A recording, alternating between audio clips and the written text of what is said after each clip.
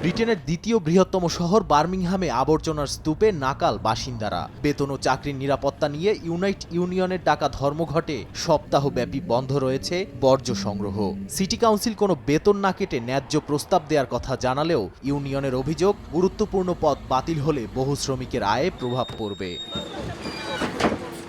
কর্তৃপক্ষ জানায়, ধর্মঘট চলাকালে শহরের রাস্তায় জমেছে প্রায় 17,000 টন বর্জ্য। ইঁদুরের আনাগোনা, দুর্গন্ধ আর রোগের ঝুঁকিতে বিপাকে স্থানীয় বাসিন্দারা।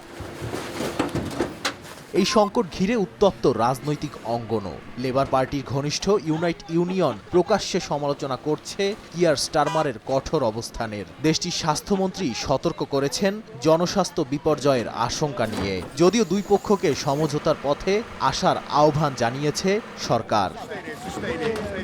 দেশটির সাধারণ মানুষ মনে করছে, আবর্জনার নিচে চাপা পড়ে যাচ্ছে নাগরিক নিরাপত্তা আর রাজনৈতিক দায়িত্ববোধ। সমাধানের আশায় দিন গুনছে গোটা শহর।